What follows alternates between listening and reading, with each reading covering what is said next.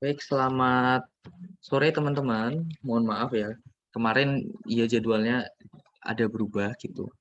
Oke, Mas Nikolas, oke. Baik, kemarin emang jadwalnya agak berubah untuk ini karena mengakomodasi yang sholat ya kemarin. Seperti itu. Oke, kalau ada yang keberatan bisa bilang di grup aja nggak masalah. Baik, kita mulai untuk sesi hari ini. Hari ini kita akan membahas integral, substitusi trigonometri, lalu parsial, integral parsial ya.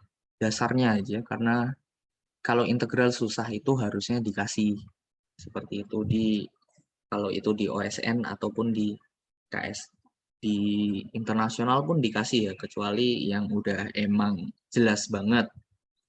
Oke, sebelum aku mulai lebih jauh, apakah suaraku cukup jelas ya? Jelas, Kak.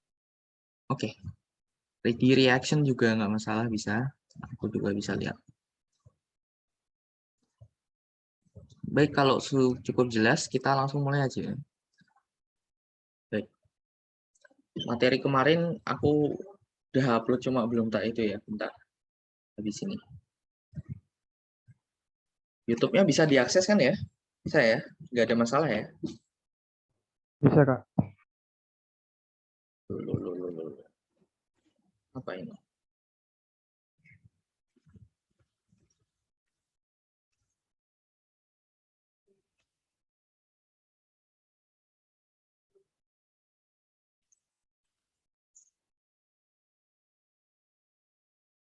Biasa.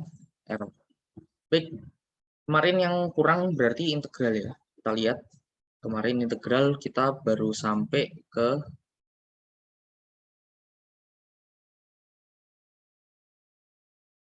kita di integral, kita kemarin baru sampai di materi tentang substitusi biasa gitu.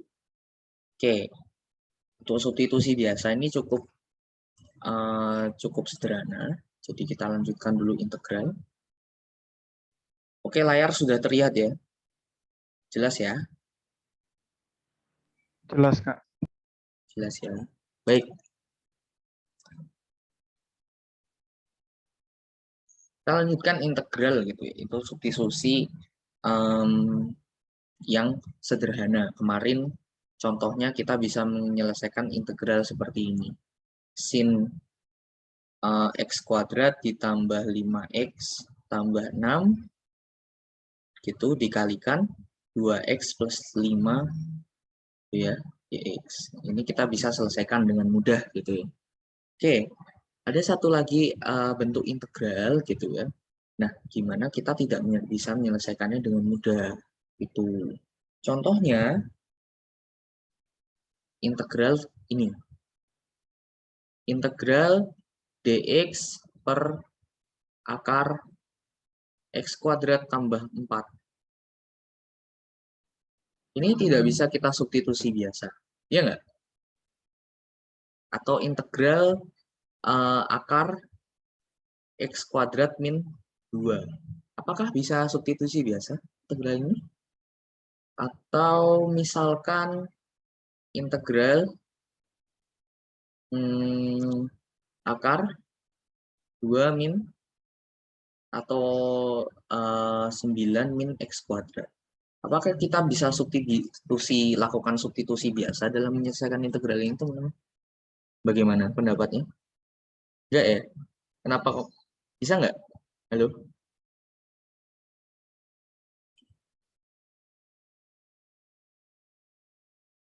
Halo, bisa nggak? Nggak bisa, Kak. Nggak bisa ya? Kenapa ya?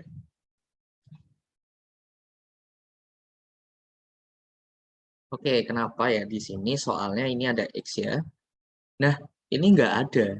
Jadi, kalau kita mau ganti U sama dengan X kuadrat tambah 4 gitu, kita ganti atasnya gitu, nggak bisa. Ya nggak?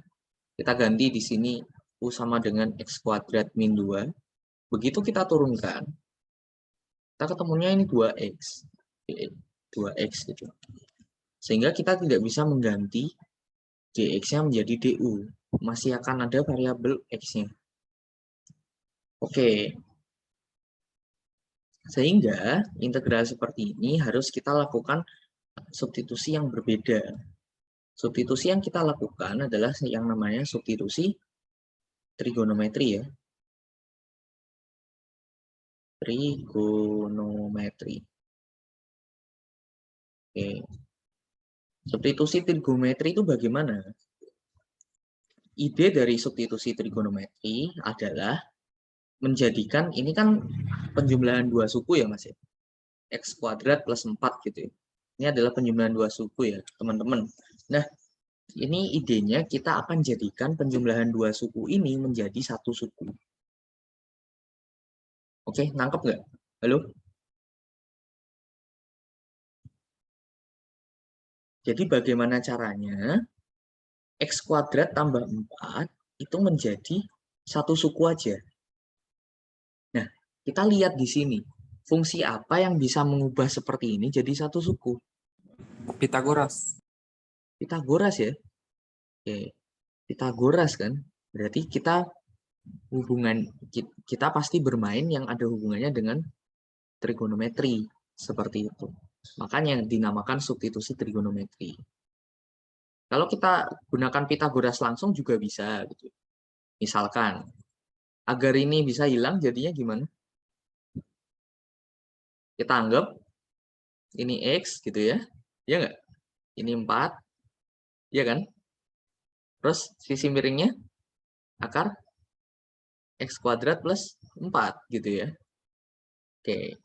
Berarti di sini kalau ini sudutnya theta, maka cos theta sama dengan 4 per akar X kuadrat plus 4 gitu ya. Atau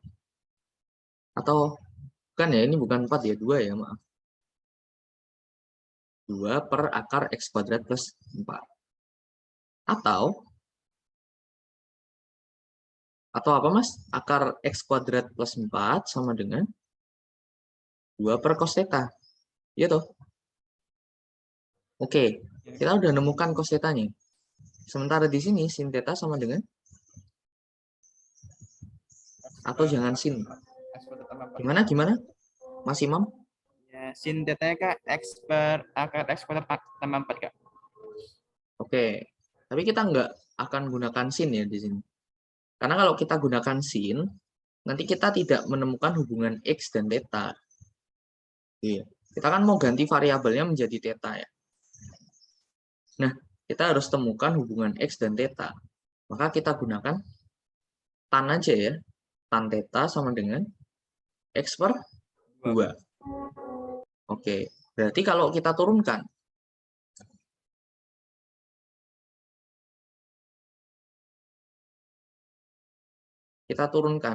gimana?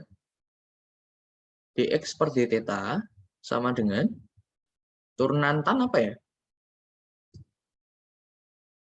Setengah dx per d theta sama dengan, ada yang tahu turunan tan? Belum ya? Oke, jadi disinilah susahnya mengintegralkan. Kita harus tahu banyak turunan. Aku kasih tahu aja, ya. Nanti coba dibuktikan sendiri. Tan itu kan sin per cos ya. Nah, kalian bisa buktikannya dari sana. Kalau diturunkan, ini hasilnya adalah sekan kuadrat theta. Sekan kuadrat itu berarti seper cos kuadrat. Kayak gitu. Kalau kotangan diturunkan, hasilnya minus kosekan kuadrat theta. Kalau sekan kita turunkan, hasilnya sekan theta tan theta. Kalau kosekan kita turunkan, hasilnya minus kosekan theta kotangan. Itu. 1, 2, 3. Oh ya, udah. Ini kayaknya perlu nih untuk menyelesaikan substitusi trigonometri. Oke, nggak masalah. Ini kita turunkan jadi sekan kuadrat theta, atau kita tulis dalam bentuk bagusnya. Gitu. Ini 1 per cos kuadrat theta. Oke, kita dapatkan di sini dx sama dengan 2 per cos kuadrat theta d theta. Kita ganti ya. Ini integral ini kita akan gantikan dengan variabel barunya. Oke, bawahnya kita ganti 2 per cos theta gitu. Atasnya dx-nya kita ganti juga. 2 per cos kuadrat theta d theta. Kalau kita integralkan hasilnya, berarti apa Mas? Seper d theta per cos theta ya? Iya nggak? Halo? Iya, Mas. Berarti integral seper cos adalah secant theta d theta. Integral secant theta ini apa? Ada yang tahu?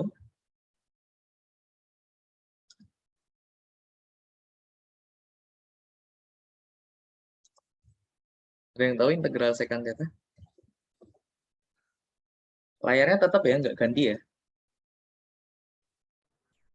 Ln secant X tambah tan X. Kok bisa kayak gitu, Mas?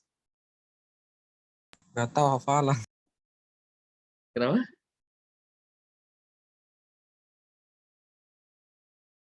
Hafalan?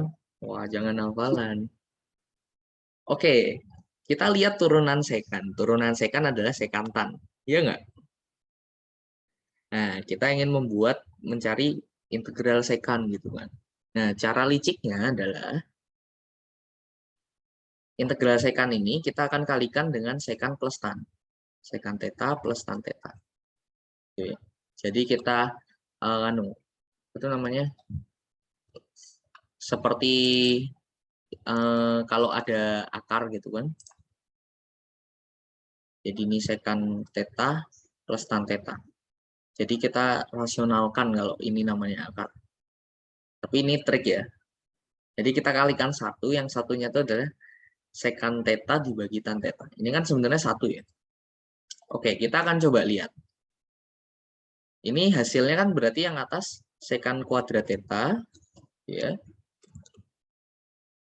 ditambah sekan theta tan theta gitu ya. Dibagi sekan theta. Jadi kalau ada sesuatu jangan hafalan ya, dicari kok kenapa bisa seperti itu ya. Oke, kita lihat. Kalau kita lakukan substitusi, U sama dengan sekan theta plus tan theta, maka DU-nya, DU per d theta-nya apa, Mas? Sekan diturunin sekan tan, ya nggak? Tan diturunin sekan kuadrat theta. Iya toh? Berarti ini kita bisa ganti. Ini jadi atasnya DU, bawahnya U. Berarti hasil integralnya ln U ditambah C. Ingat, ini indefinite. Kita lihat, ln U-nya apa? Ln U, U-nya apa? U-nya kita masukin. Ln sekan theta ditambah tan theta plus C. Oke, jadi kita bisa masukkan ke sini integral sekan hasilnya ini gitu ya. Oke, kita udah selesaikan integral sekan hasilnya ini. Tapi belum selesai sampai sini. Kita harus balikan bentuk ini ke X kan. Kita udah punya tannya. Tan sama dengan X per 2. Sementara tadi cosnya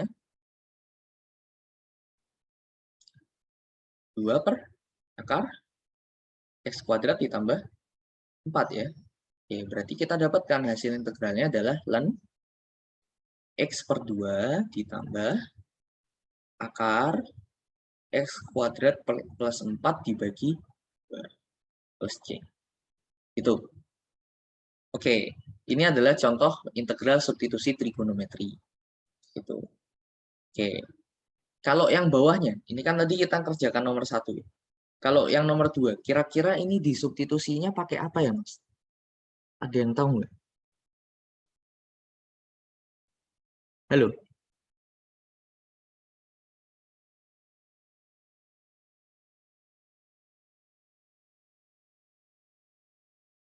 Halo, Mas? Halo, Mas, Mas, Mbak, dan Mbak-Mbak yang ganteng. Pada di sini semua ya. Jangan dikacangin saya.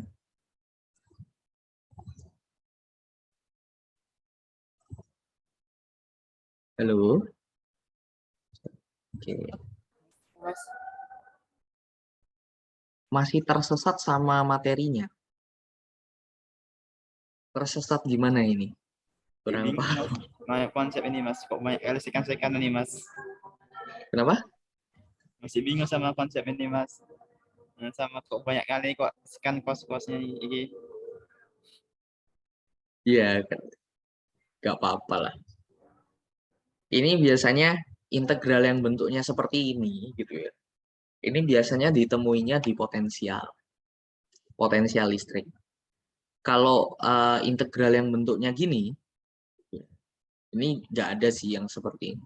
Nanti kalau biasanya kalau di kinematika itu kita nemu itu integral yang bentuknya kayak gini, Mas. Integral dx dibagi akar 9 min x kuadrat.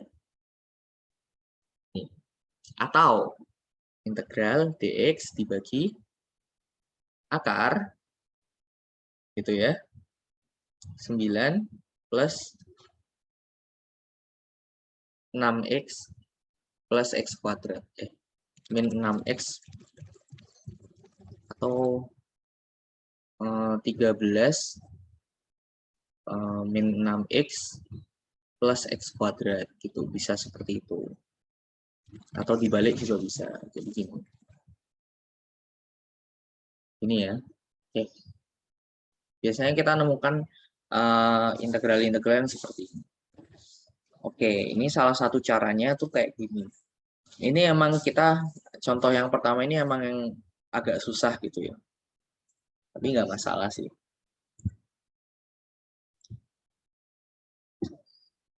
Jadi aku udah kasih tahu ya, ini turunan ya di sini. Turunan.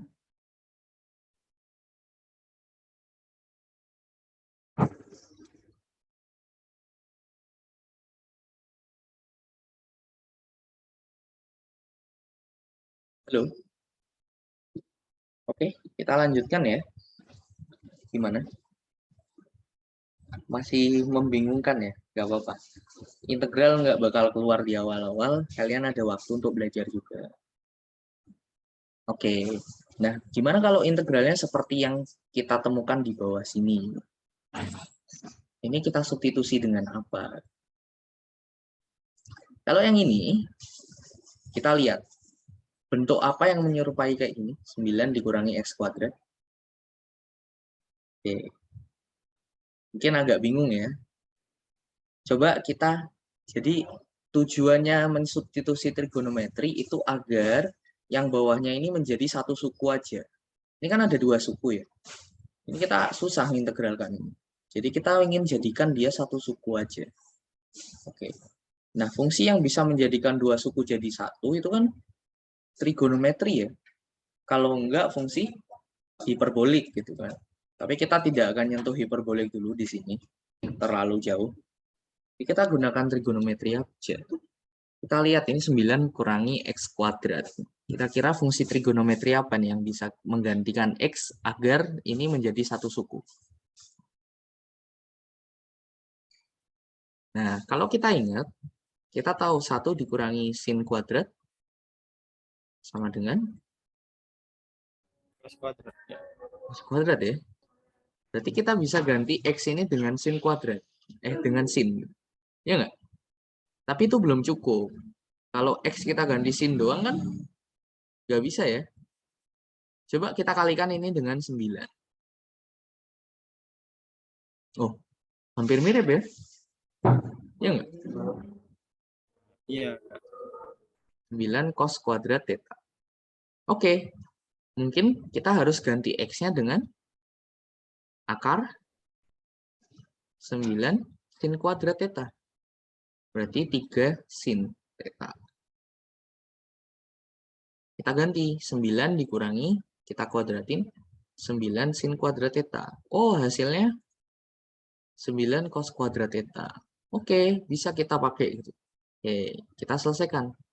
Integral itu dx dibagi akar 9 min x kuadrat. Sama dengan integral dx. X-nya sama dengan 3 sin 3 sin theta berarti dx per d theta gitu. Selalu akan dicari ya kalau kita substitusi integral itu kita harus cari ini. 3 turunan sin adalah cos. Berarti dx-nya sama dengan 3 cos theta d theta. Kita masukkan sini. 3 cos theta d theta dibagi ini akar tadi ya sudah kita hitung 9 cos kuadrat theta. Hasilnya nanti sama dengan 3 cos theta d theta dibagi 3 cos theta. Hasilnya berarti integral d theta. Mudah toh, integral d theta theta plus c. Kita balikan lagi, tetanya apa? Nah, dari sini kita tahu x per 3 itu sama dengan sin theta. Kalau kita mau mencari tetanya bagaimana? Halo? Ya, Kak. Kalau kita mau mencari tetanya, caranya bagaimana ini?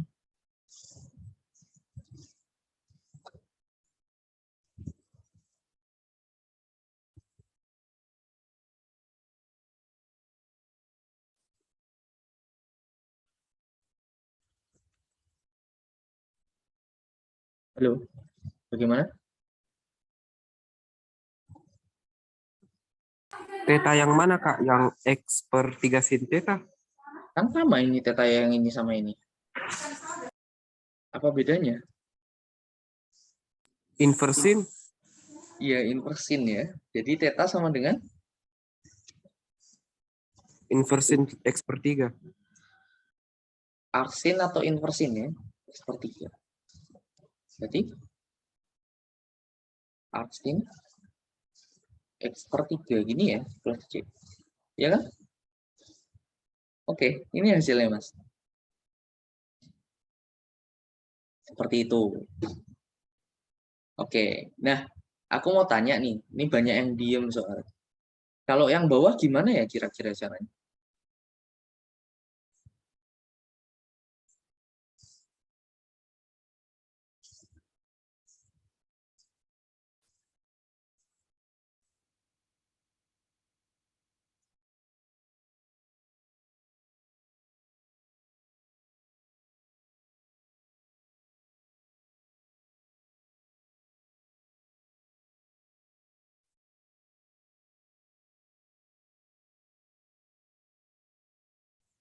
Halo, bagaimana?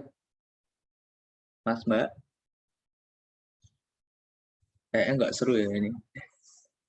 Timbulkan ya. Masih agak bingung, Kak. Ini harus dicoba sendiri, Mas. Ini harus dicoba sendiri, dilakukan sendiri. Iya, aku belajar ini juga tidak semalam gitu. Jadi ini harus dicoba sendiri, dilakukan sendiri. Seperti itu. Jadi mengintegralkan tuh jauh lebih susah. Intinya substitusi trigonometri, kita ingin mencoba ini tuh biar tidak di bawah akar dan ini hilang. Maksudnya hilang tuh gini. Ini tuh menjadi satu fungsi kan. Kita lihat, awalnya kan ini 9 min X kuadrat ya. Akhirnya dia cuma fungsi yang nggak ada gini. Sumber referensi buat belajar integral. Aku nggak ada yang bahasa Indonesia. Aku kasih, cuma aku nggak punya yang bahasa Indonesia. Karena dulu sekolahku juga bahasa Inggris. Gimana? Gak apa-apa? Oke. Aku tunjukin ya. Coba deh.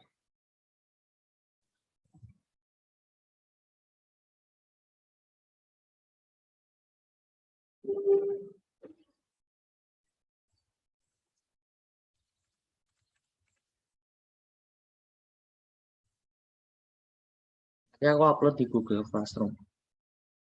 Jadi aku di sini memberikan teknik-tekniknya gitu. Cuma emang tekniknya itu seperti itu kalau integral.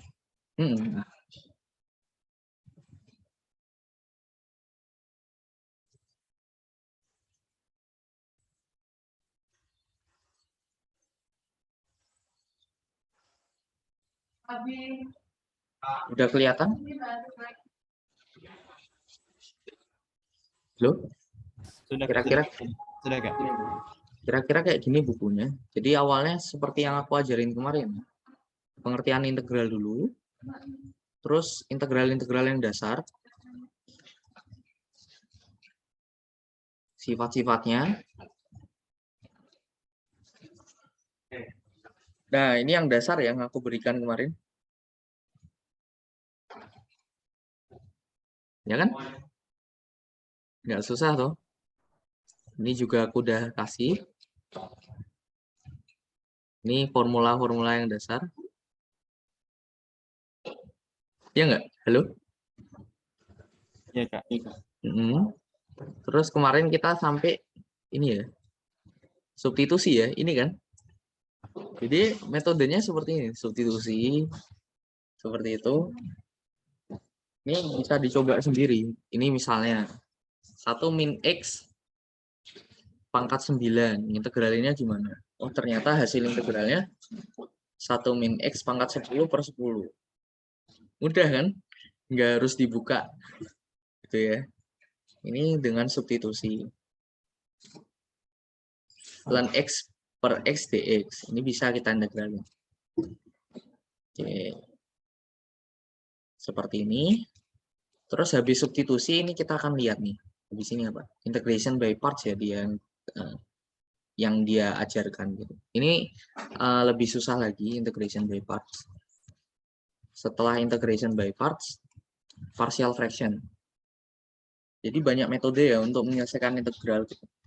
Partial fraction ini untuk integral yang seperti ini. Ini belum sih. Jadi partial fraction ini untuk integral yang bentuknya polinomial dibagi polinomial. Jadi ini polinomial, fungsi polinomial P dan Q gitu ya, dengan derajat P itu sama dengan derajat Q kurangi 1. Gitu. Jadi kalau P-nya 2, kalau P-nya 1 gitu ya. Kalau P-nya di atasnya 0, di bawahnya 1. Kalau di bawahnya 1, di atasnya di bawahnya 2, di atasnya 1 derajat. Derajat yang paling tinggi. Ini caranya disubstitusi. Gitu ya.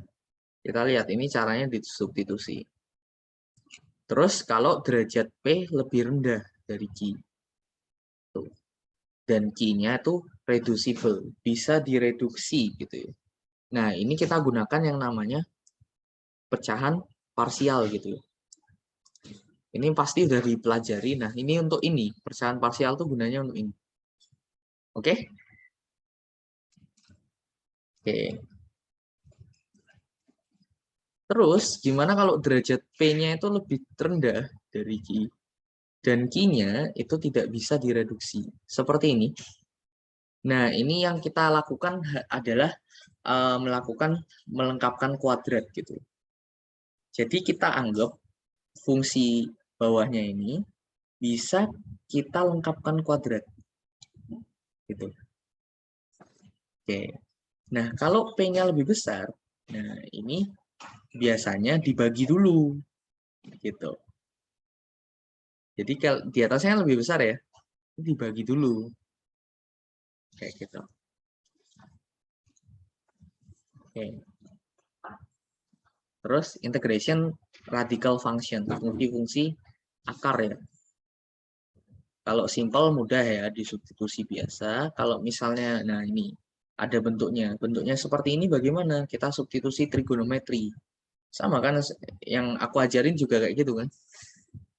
Seperti itu. Ini akan bisa kalau kita latihan sendiri nanti. Nah, terus ada mengintegrasikan fungsi trigonometri. Caranya bagaimana gitu ya. Nah, ini ada bentuknya.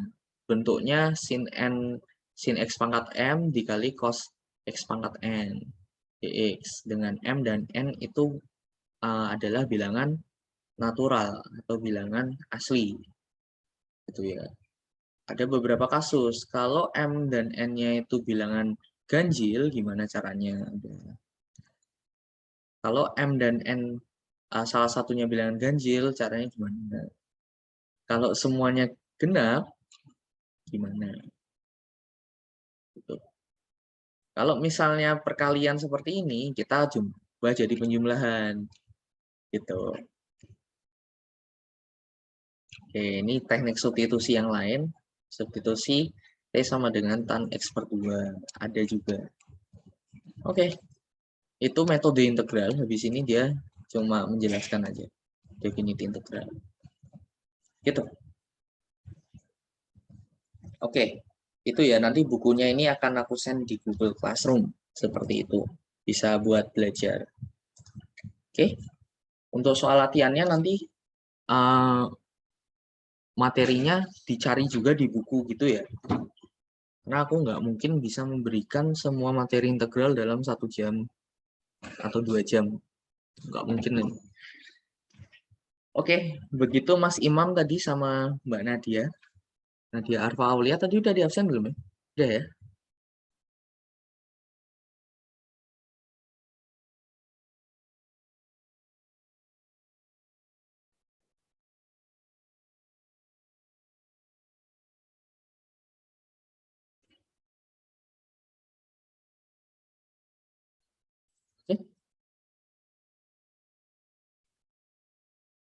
Oke, Mas Hikmah terlambat nggak apa-apa.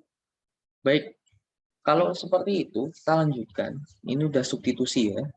Kita lanjutkan ke metode satunya, yaitu metode integrasi integral parsial ya. Kalau bahasa Indonesianya integral parsial. Jadi ide dari integral parsial ini mengambil ide dari turunan perkalian. Misalkan ada dua fungsi U dan V. Kalau kita kalikan, U dikalikan V, kita turunkan, maka turunannya hasilnya U absen dikali V, gitu ya, ditambah V absen dikali U. Gitu ya. Oke. Nah, ini integral parsial ini mengambil ide dari ini. Gitu. Gimana idenya? Jadi kita akan integralkan ini. Oke.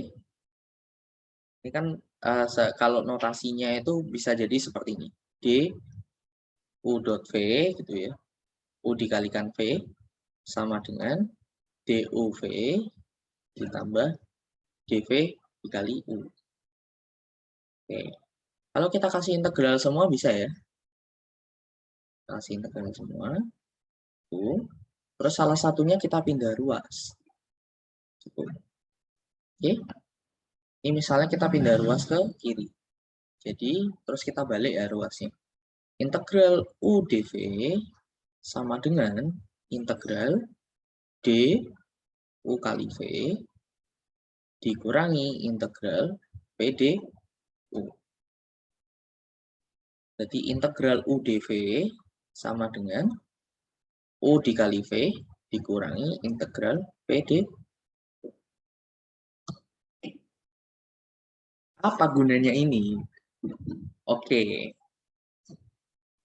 Kita coba integralkan fungsi yang kelihatannya simple, cuma kita coba dulu gitu. Oke. Oke, kita percobaan dulu pertama deh. Integral E pangkat X dikali X. Integralkannya gimana, Mas? Halo?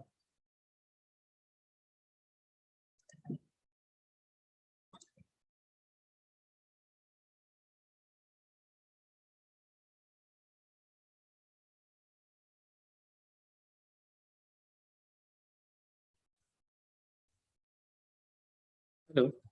Gimana? Halo, halo, halo. Ya, Mas. Integralkannya ini gimana? Kelihatan ya tadi? Ini masih ya? Ya, Mas.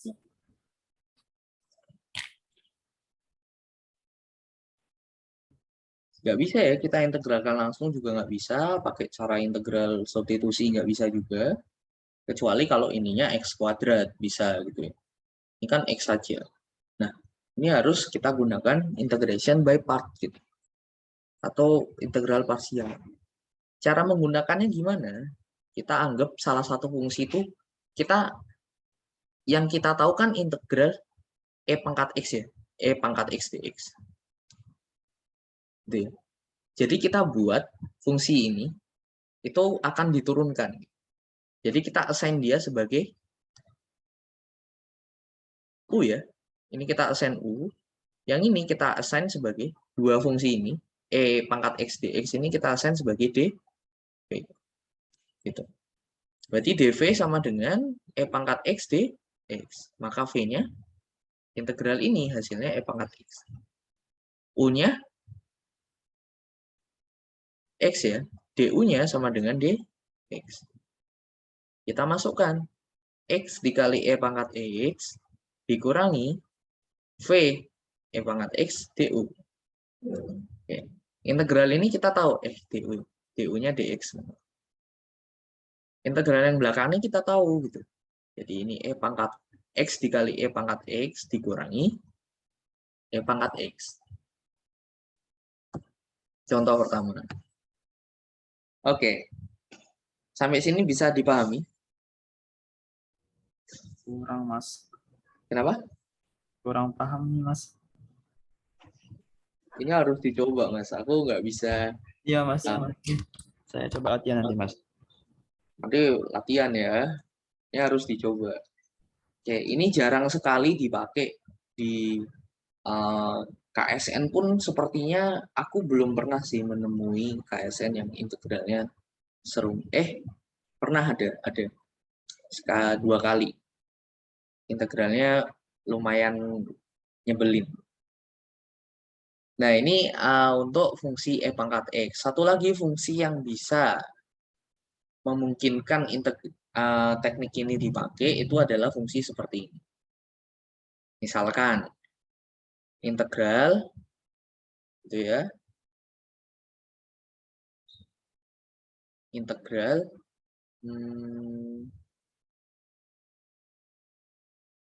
e pangkat x dikali sin x.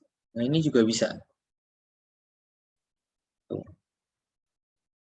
Ini nanti dia akan berulang. Oke, berulang gimana ya? Kita coba. Oke, ini nggak ada yang bisa hilang. Jadi kita ambil aja sembarang. Misalnya ini jadi dv gitu ya. Ini u. Oke, u-nya sama dengan e pangkat x, du-nya e pangkat x dx. dv-nya itu, dv-nya sama dengan sin x dx, berarti p-nya sama dengan negatif cos x. Oke, kita ganti sekarang. U kali v, e pangkat x dikali negatif cos x, dikurangi integral v negatif cos x, dikali du, e pangkat x dx. Muncul lagi ya. Oke, kita lakukan lagi hal yang sama di sini. Ini menjadi e pangkat x negatif cos x dikurangi. Oke, kita ambil lagi. Oke, ini kita ambil sebagai v. Tadi ini kita cosnya kita ini dv ya. Ini sama ini kita ambil sebagai dv. Ini sebagai u. Absen. Atau jangan absen ya. V1 U1. Berarti di sini U1-nya sama dengan E pangkat X DU1 E pangkat X dx. Gitu ya. P1-nya sama dengan negatif cos X. BV1 sama dengan turunannya, integralnya. Sebentar, maaf. dv1-nya yang kita tahu ya, dv1 sama dengan negatif cos X dx. P1-nya kita integralkan gitu ya. Integral cos sin ya. Sin X dx. Kita masukkan. Jadi ini dikurangi U1 dikali V1, E pangkat X dikali negatif sin X,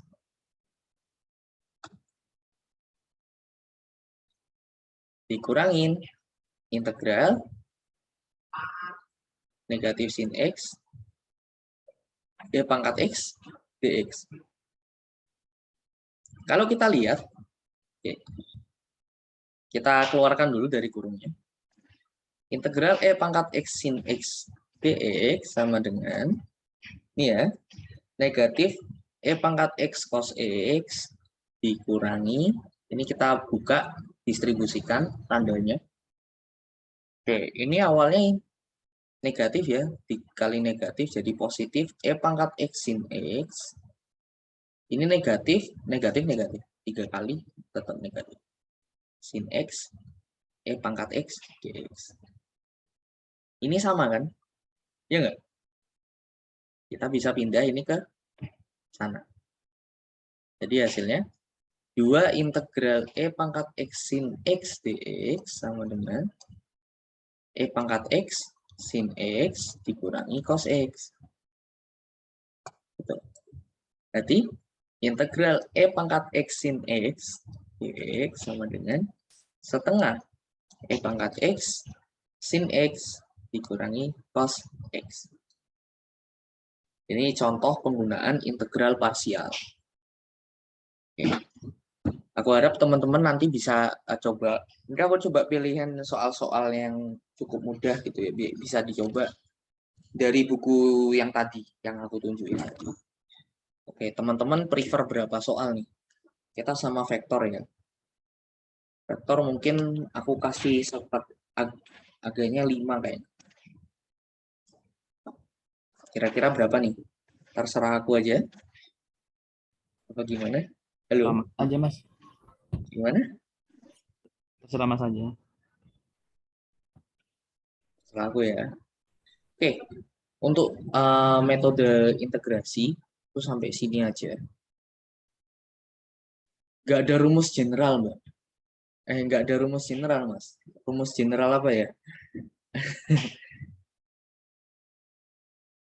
Ini, Mas. Nggak ada rumus general untuk parsial. Rumus general ini kayak gini. Bingung dong kamu?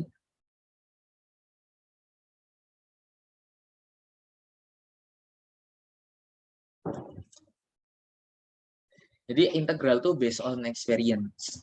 Kebanyakan. Misalkan ya, aku kasih contoh. Ini yang paling sering ada di momen inersia. Integral sin pangkat 3 x dx. Ini integralnya gimana?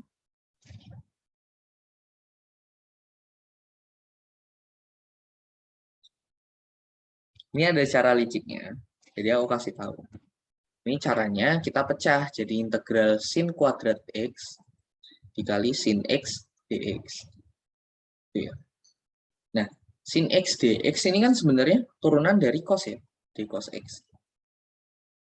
Ya nggak? Sama dengan sin x dx. Oke.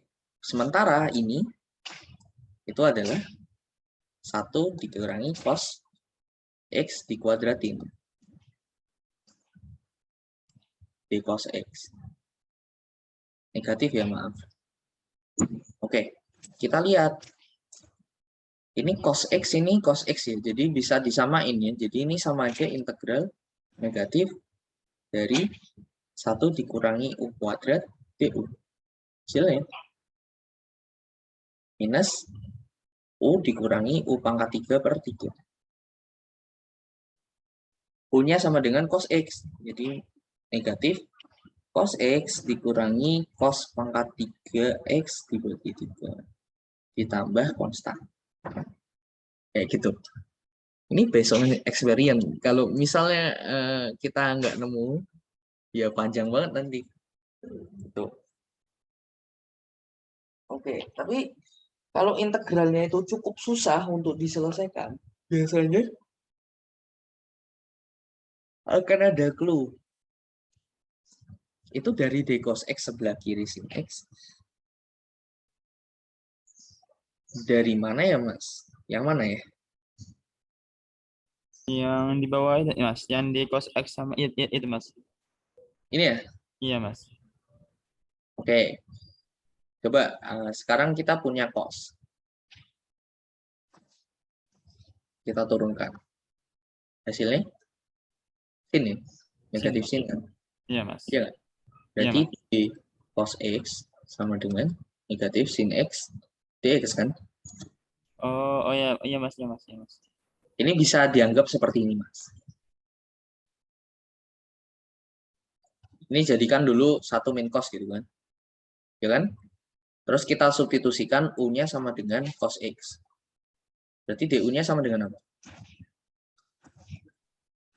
Min sin man. Min sin Min Mas. sin X dx ya. Ya, iya Mas. Sama kan?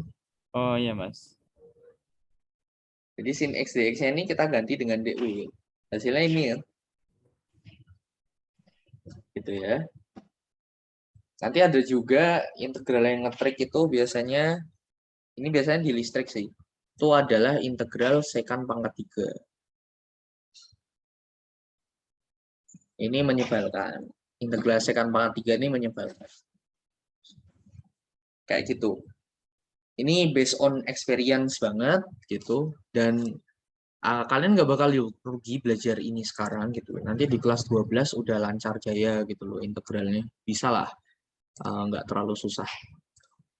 Kayak gitu. Nah, selain untuk menghitung ini integral itu sebenarnya juga untuk menghitung luas di bawah fungsi gitu ya. Tapi ini lebih jarang lagi dipakai di OSN gitu. Seperti itu. Oke, mau dijelasin nggak? Apa nggak usah? Nggak usah ya.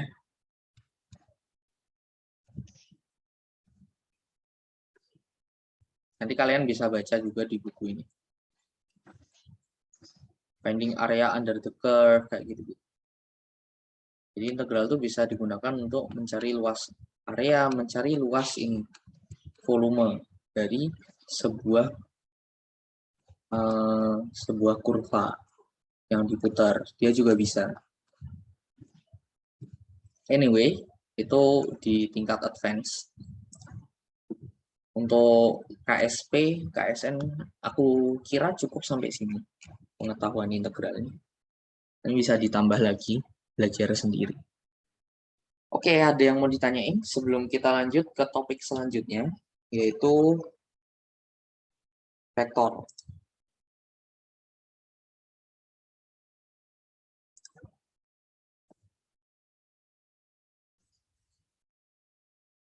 Halo, Ya Mas. ada yang mau ditanyain? Saat ini nggak ada Mas. Gimana?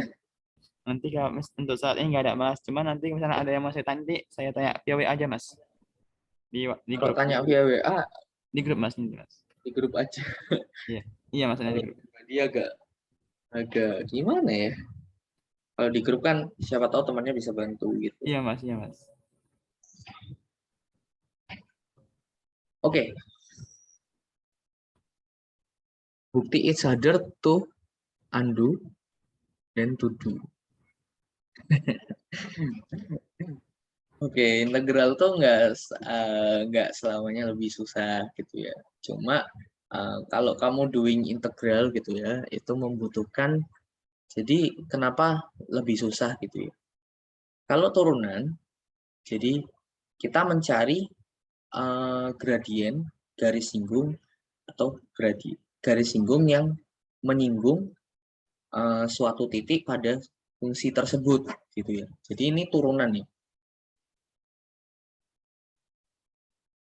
Turunan itu kan kita sama aja seperti ini ya Mas ya. Kenapa kok bisa lebih susah integral gitu kan? Pasti bingung gitu kan. Ini turunan, kita punya fungsi. Kita ingin mencari garis singgung yang singgung titik ini. Gitu kan. Pasti kan cuma akan ada beberapa fungsi aja kan yang bakal memenuhi syarat. Nah, integral tentu itu integral yang ada batasnya. Integral tak tentu itu nggak ada batasnya. Kemarin udah tak jelasin ya. Jadi integral ada dua jenis gitu. Sebentar ya Mas ya. Mas, sebentar. Ini ada integral definite sama integral indefinite. Jadi yang beda ini batasnya. Gitu. Oke? Kayak gitu. Ini yang kemarin. Jadi kalau ini seperti yang tadi ini ya Mbak ya. Halo? Misalkan ini kita jadikan integral definite bisa, integral tentu bisa. Caranya gimana ya? Kita tinggal add aja batasnya. Misalnya dari X sama dengan 0 sampai X sama dengan 3. Jangan ya, jangan X sama dengan 3. Sama dengan 2. Kayak gitu. Nah, saat kita substitusi, batasnya jangan diikutkan. Beda batasnya. Gitu. Kita munculkan lagi setelah di sini. Jadi batasnya dari 0 sampai 2. Ya udah, kita masukkan batas atas dikurangi batas bawah. Jadi arksin 2/3 dikurangi arksin 0/3. Gitu ya. C-nya nggak ada. Gitu ya, hilang. Oke, arksin 2/3 kita nggak tahu. Diepin aja. Arksin 0/3 gitu ya. Sin berapa yang hasilnya 0? 0 kan? Ya udah. Jadi hasilnya arksin 2/3. Gitu. Jadi integral tentu tuh cuma dikasih batas. Mbak Nabila menjawab?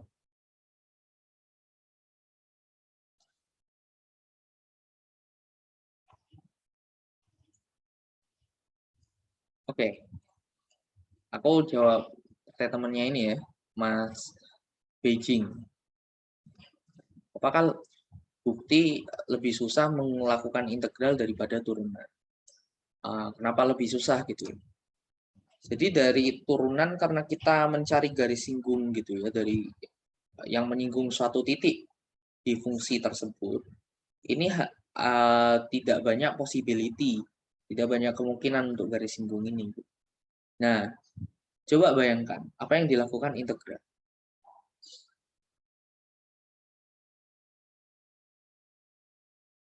Coba dibayangkan, kita punya garis singgung. Halo, ya nggak? Kita punya kemiringan, fungsi kemiringan, gitu ya. Jadi kita punya fungsi kemiringan di setiap titik ini. Kita mencari fungsi aslinya.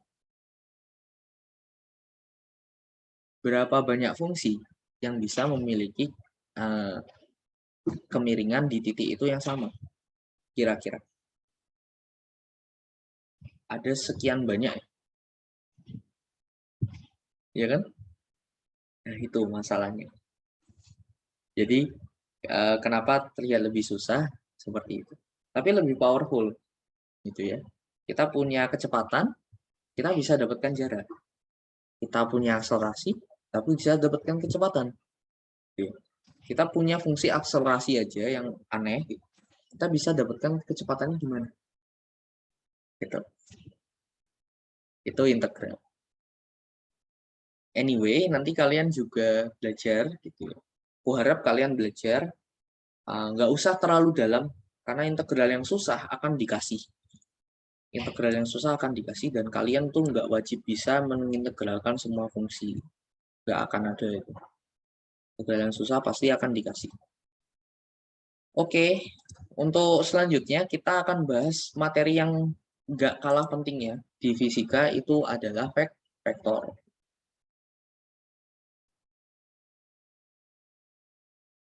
Vektor gini ya. Vektor ini apa sih? Arah, Mas. Besaran Arah yang ya? bikin ini kan arah, Kak? Itu besaran vektor. Vektor ini bicara tentang arah gitu ya. Jadi kalau kita di fisika biasanya kita couple dengan yang namanya besaran. Kita sebut dia ada yang namanya besaran vektor. Besaran vektor ini memiliki dua hal ya, atau dua bagian. Bagian pertama adalah nilai, bagian kedua adalah arah. Gitu ya. Oke?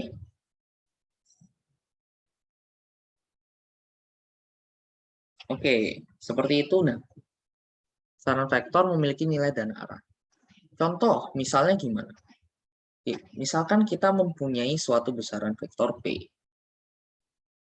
Lambangnya seperti ini. Itu dia akan mempunyai nilai misalnya 10 dan arahnya kemana? Entopi. Entopi ini menunjukkan arahnya. Jadi arahnya ke N. Seperti itu. Ya, jadi ini terlihat ya, ini ada besarnya, ini vektornya, ini besar, ini arahnya. Oke, jelas ya ini ya. Nah, entopi itu sering kita namakan dengan yang namanya vektor apa Mas? Vektor apa? Satuan. Kenapa kok namanya vektor satuan? Karena menyertai Karena nilainya 1. Gitu ya. Jadi nilai vektor itu 1. Nilai dia itu 1. Makanya namanya vektor satuan. Nah, karena nilainya 1, maka vektor itu tuh merepresentasikan arah dari suatu besaran yang kita tinjau seperti itu. Oke, ini adalah vektor. Kayak gitu ya. Nah, vektor ini punya operasi. Tapi sebelum ke vektor, kita kenal dulu juga namanya sistem koordinat gitu ya.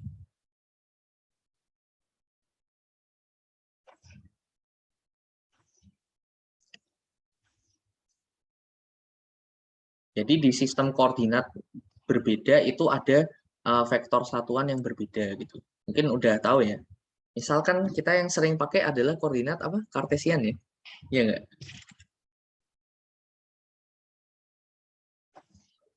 Di koordinat kartesian ada 3 sistem vektor satuan yang kita pakai. Apa aja, Mas? X, Y, Z.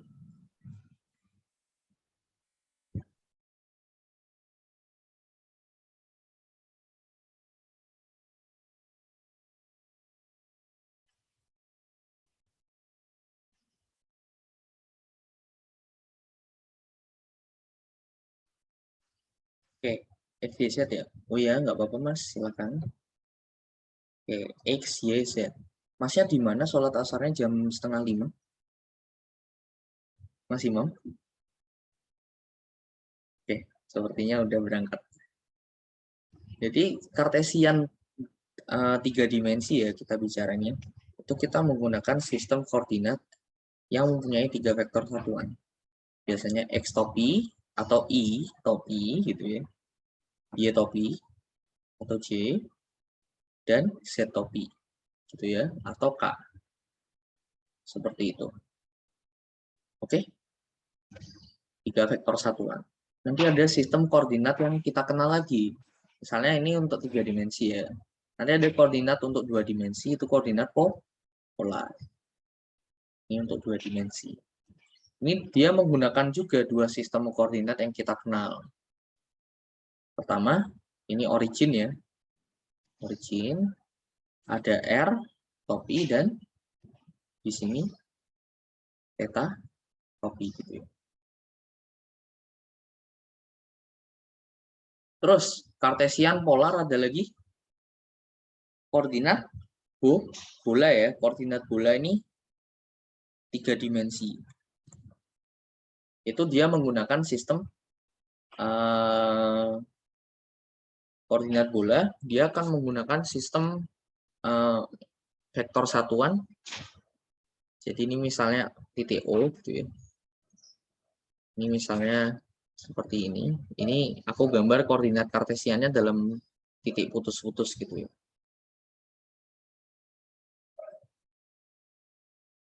Oke. Ini arahnya seperti ini. Oke. Ini arahnya. Ini arah sini kita sebut, arah keluar ini kita sebut dengan R topi. Seperti itu. Oke. Terus ada 2 arah theta. Di sini ada theta yang seperti ini. Jadi theta topinya itu seperti ini. Bisa dibayangkan nggak? Ada lagi 1. Ini adalah arah pi. Nah, ini pi topi itu ke arah sini, Mas. Ini pi topi. Nah, ini kita gunakan 3 sistem koordinat ini. Atau 3 vektor satuan ini di koordinat bola. kita akan jarang sih bahas koordinat bola. Koordinat bola ini akan dibahas kalau kita mencapai topik itu sih biasanya. Apa sih namanya? Kok lupa? Itu listrik ya. Oke, ini koordinat bola 3 dimensi. Ada lagi koordinat satu lagi adalah koordinat silinder ya. Gak usah takut.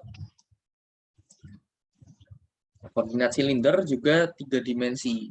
Bedanya apa? Koordinat silinder ini koordinat polar gitu ya. Jadi ini kita gambarkan koordinat kartesiannya gitu untuk memudahkan. Dia itu adalah gabungan koordinat polar dan koordinat kartesian gitu. Jadi hybrid. Gitu ya. Ini arah z-topinya, keluar sini r-topi gitu atau rotopi ya biasanya kalau di silinder. Oke, maaf Mas baru gabung. Gimana ini? Tadi ada kegiatan. Monggo Mas, silakan. Oke. Ini ada biasanya theta topi. Oke. Ini koordinat silinder gitu. Oke, sampai sini bisa dipahami ya? Bisa ya? Nggak ada yang bingung?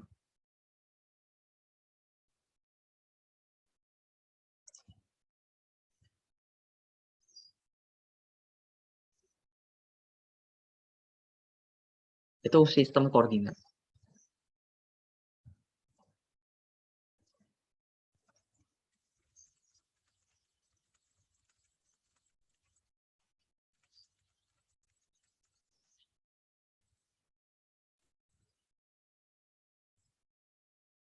Ya, ya. Oke.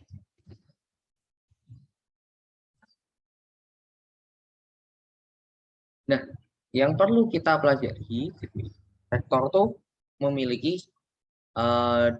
dua bentuk juga. Kita bisa tuliskan suatu vektor tuh seperti ini. P sama dengan 10i gitu misalnya. Kita pakai koordinat kartesian. Ditambah 5j. Atau kita bisa tuliskan vektor tuh seperti ini.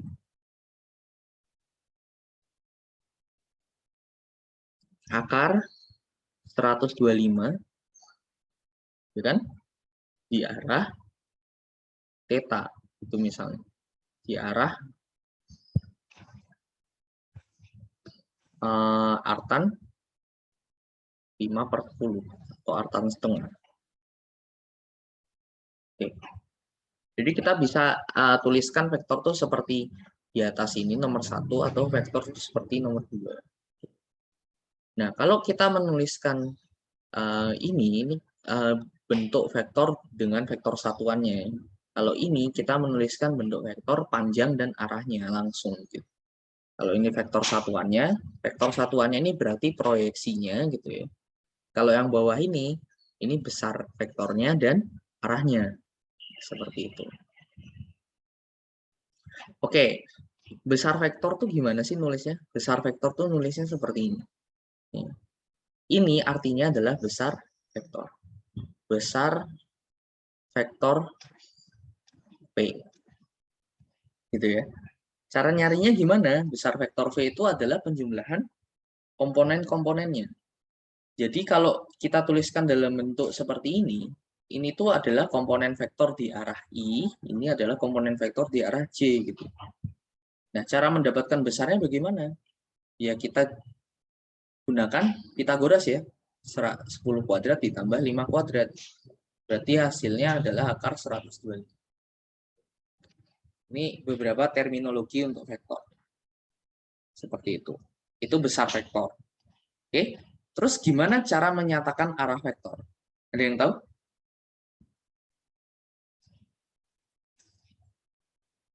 Gimana, Mas? Apa tadi Kak? Gimana? Tadi apa Kak? Nggak kedengaran. Bilang kalau nggak dengar. Gimana cara menyatakan arah dari vektor? Kita kan bisa menyatakan besar vektor. Cara nuliskan arah vektor ini bagaimana caranya? Tanpa nulis kalimat.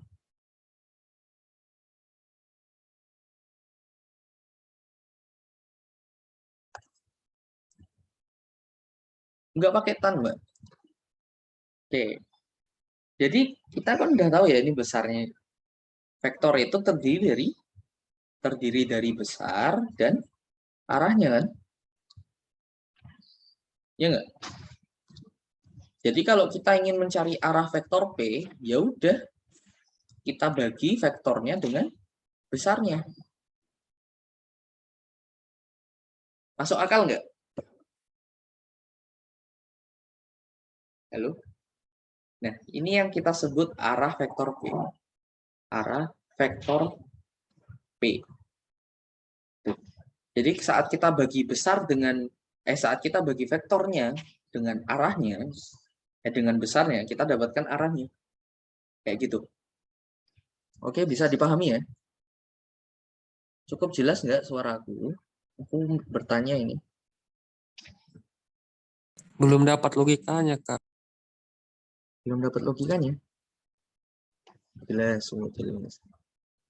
Siapa ini yang bilang belum dapat? Saya, Kak. Jadi kalau kita mau mencari arah vektor itu, kita cukup membagi vektor dengan besarnya. Maksudnya nih gimana sih membagi vektor dengan besarnya, Kak? Gitu kan, mesti mau tanya gitu kan. Oke. Ini vektornya, Mas. Ya toh? Lengkap dengan arahnya kan?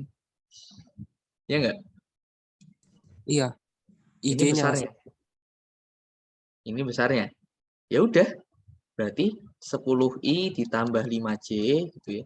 Dibagi besarnya akar 125. Maksudnya itu cuma kayak gitu. Kalau kalian baca buku gitu ya, kalian akan sering menemui ini. Misalnya yang paling sering ya itu adalah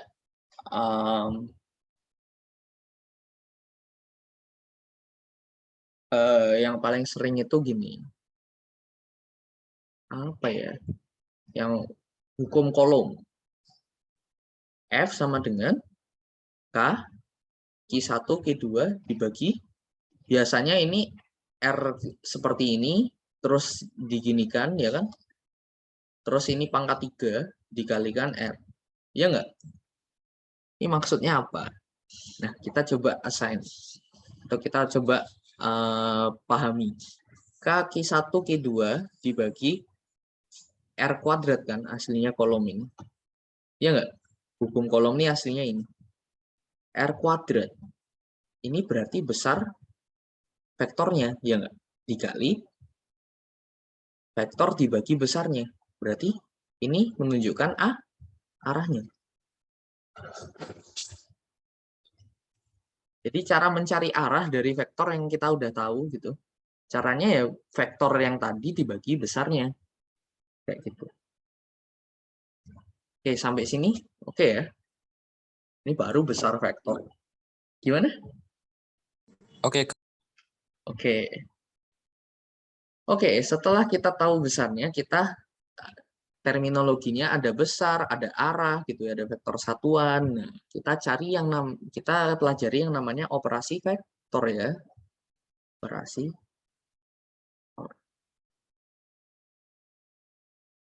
Operasi vektor ada apa aja? Penjumlahan dan pengurangannya. Iya enggak?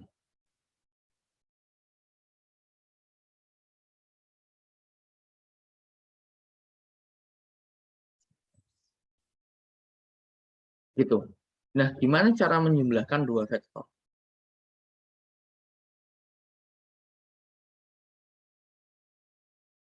Gimana? Ada Bisa dua metode. metode. Ada poligon segitiga jajar.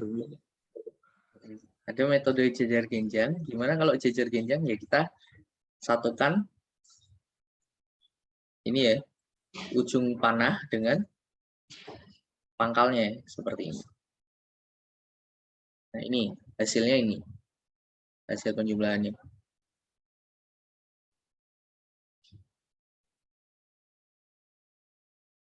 Gitu. Ada metode yang seperti ini, aku lupa namanya. Ini terus pokoknya pangkal ketemu pangkal gitu ya.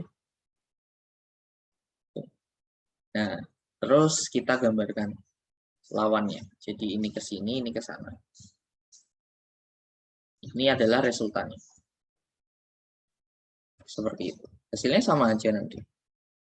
Ya kan? Jajar ginjal ya. Oke, metode segitiga, metode jajar ginjal.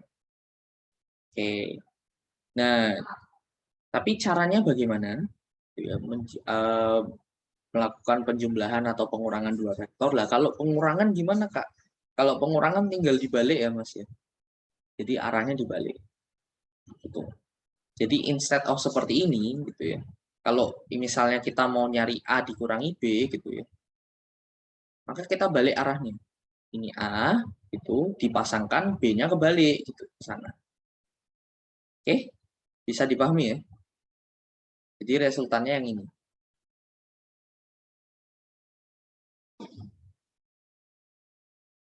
Ini juga bisa dibalik gitu. Oke, sampai sini oke? Jadi kita lihat ya. Mungkin biar nggak bingung. Ini A ke arah sana, B-nya kebalik ke arah sana. Jadi resultannya sama ya, ke arah sana.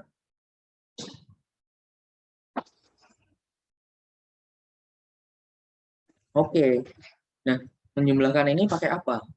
Nah, ada dua hukum yang terkenal ya dalam penjumlahan pengurangan vektor ini. Pertama hukum sinus dan hukum kosinus.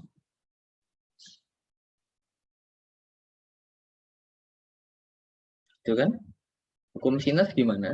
Oke, misalkan kita punya vektor A, B, C, A, B, dan R gitu. Kita pakai yang ini aja. Ini A, ini B gitu ya. B, ini R.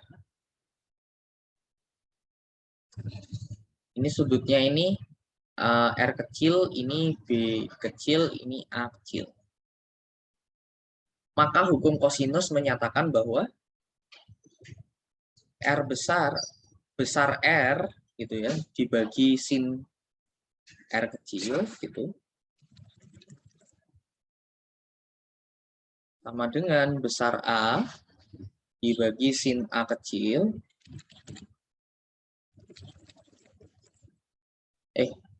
Enggak. Ini B, maaf. Ini B, ini A. Besar A dibagi sin A sama dengan besar B dibagi sin B. Itu hukum sinus. Kalau hukum kosinus gitu ya. Ini misalkan ada vektor A, ini vektor B, ini ada R. Nah, sudut antara A dan B ini adalah theta misalkan.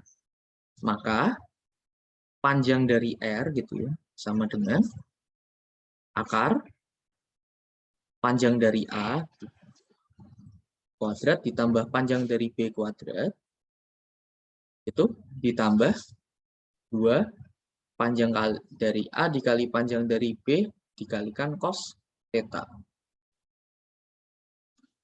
Ini hukum sinus dan kosinus. Nah, untuk penjumlahan vektor itu biasanya kita hanya menggunakan hukum ini, Mas. Jadi nggak ada hukum-hukum, jarang kita gunain hal-hal yang lain. Selain menggunakan metode langsung seperti ini kan metode langsung ya. Kita bisa menggunakan, ini namanya metode langsung. Kita bisa menggunakan metode komponen. Jadi kita komponenkan vektornya. Jadi vektor A gitu ya. Misalnya ini vektor A. Ini ada vektor B. Nah, kita komponenkan ke dalam koordinat yang kita pilih.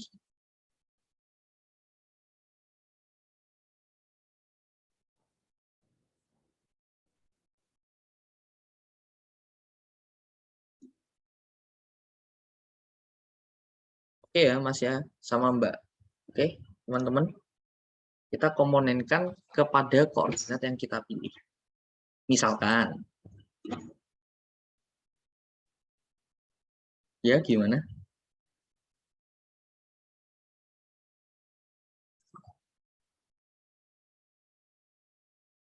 Gimana?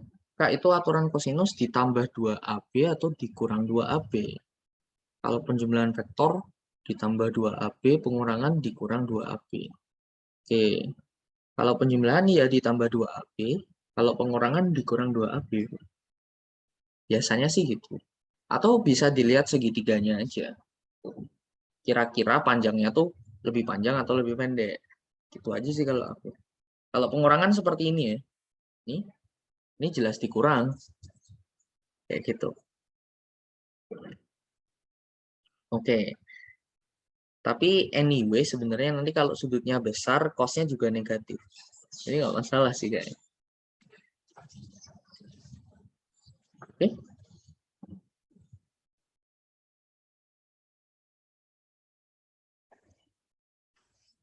Ya Mas Rinaldi itu balik lagi itu nanti ke pengalaman masing-masing. Tidak bisa dijelaskan. Oke. Kita komponenkan ke koordinat yang dipilih ya. Jadi misalnya A gitu, kita pilih koordinat kartesian.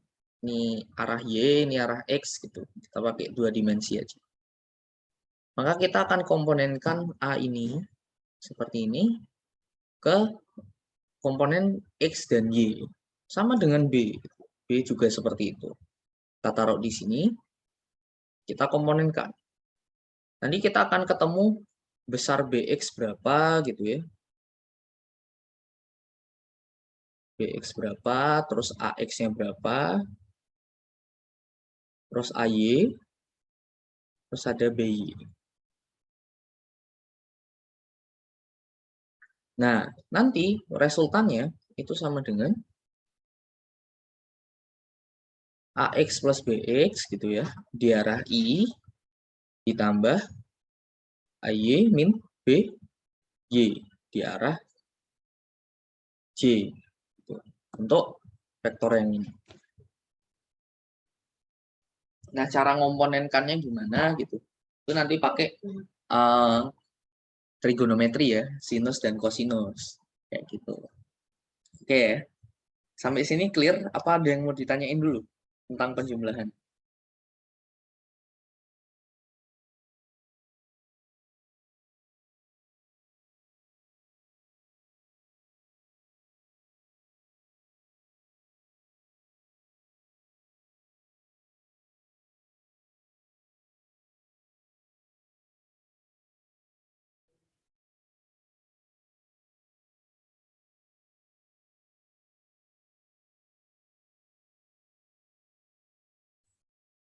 Oke. Halo? Oh, ini ada chat. Maaf. Contoh soal, Kak, biar lebih paham. Ini jarang sekali, Mbak, contoh soal untuk vektor ini. Biasanya tergabung dalam dia tergabung dalam soal-soal materi lain. Ini tuh tool dasar gitu. Jadi ini kayak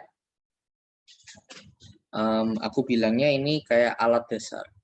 Seperti itu. Nanti coba ya aku carikan beberapa contohnya gimana. Oke? Kayak gitu. Jarang sekali ada contoh soal vektor yang seperti ini. Yang 10 out vektor gitu loh. Biasanya digabung.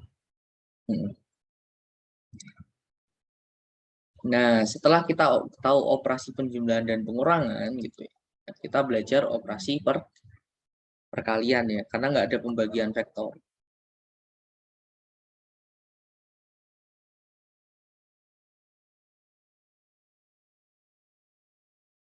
Jadi ada 2 jenis perkalian vektor. Itu adalah pertama ada perkalian skalar, satu lagi ada perkalian vektor gitu. Vektor perkalian vektor. Atau perkalian ini namanya perkalian dot product gitu. Ada yang namanya cross product. Seperti itu. Oke, kita belajar dulu perkalian skalar.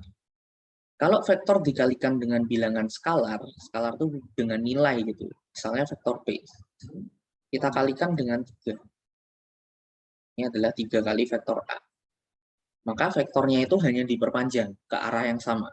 Misalkan vektor A awalnya seperti ini. Maka vektor P itu 3 kali A, ya udah 3 kali panjangnya A.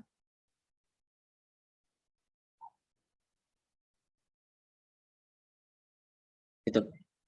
Jelas ya ini ya.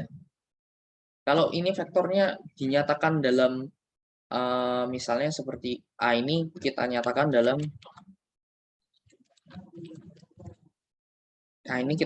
dalam komponen gitu, misalnya 10i ditambah 20j ditambah 5k. Itu misalkan. Maka P ini sama dengan 3 kali A, ya udah tinggal semua komponennya kita kalikan. 30i ditambah 60j ditambah 15k.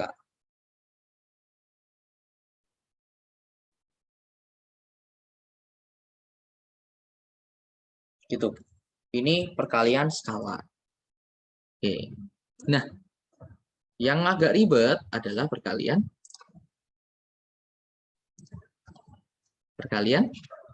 apa? Perkalian cross ya. Iya, cross atau perkalian vektor.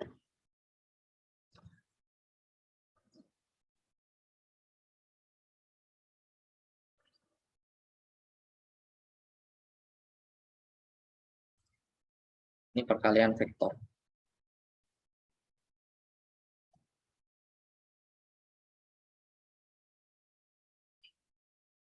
Enggak, ini perkalian dengan skala. Oh, salah aku. Ini perkalian dengan skala. Terus ada perkalian dot. Maaf, beda lagi ya. Dot product.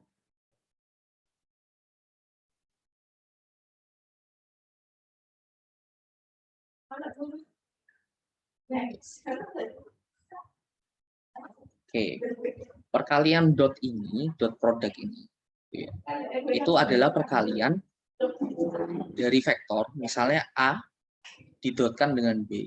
Hasilnya adalah skalar. Oke, bisa dipahami ya? Oke, jadi gimana ini jadinya?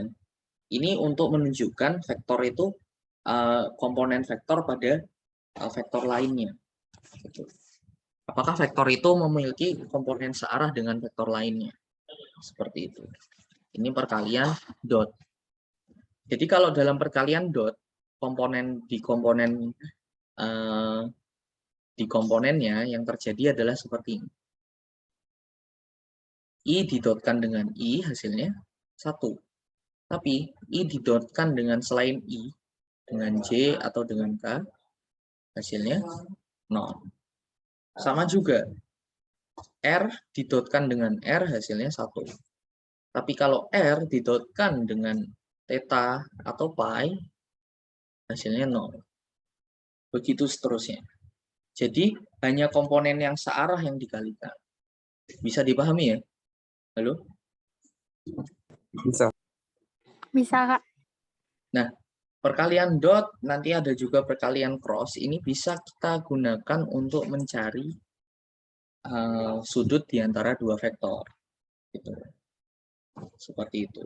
Atau kita bisa gunakan untuk menyatakan apakah dua vektor itu tegak lurus atau enggak. Oke, kalau dua vektor tegak lurus, oke, sebelum itu aku kasih tahu. Oke. A dot B itu ya, besarnya itu sama dengan A dikali B dikali cos dari AB, itu ya. Jadi cos AB ini maksudnya seperti ini. Ini vektor A, ini vektor B. Nah, ini adalah sudut antara A dan B. Bisa dipahami ini?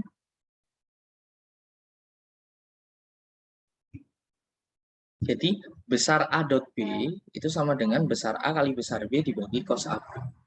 Jadi kalau kita mau mencari sudut, gitu ya, sudut di antara dua vektor A dan B, itu kita tinggal kalikan, kita dotkan A dan B, kita cari besarnya, dibagi dengan besar A dikalikan besar B. Nah, ini bisa kita gunakan untuk mencari apakah suatu vektor tuh saling tegak lurus atau enggak. Kalau satu vektor saling tegak lurus, maka theta AB-nya 90 derajat ya. Kalau theta AB 90 derajat, maka cosnya, nilai kosinusnya itu sama dengan berapa, Mas? Atau enggak? Apakah 5? 2? Halo, berapa nilai kosinus 90 derajat?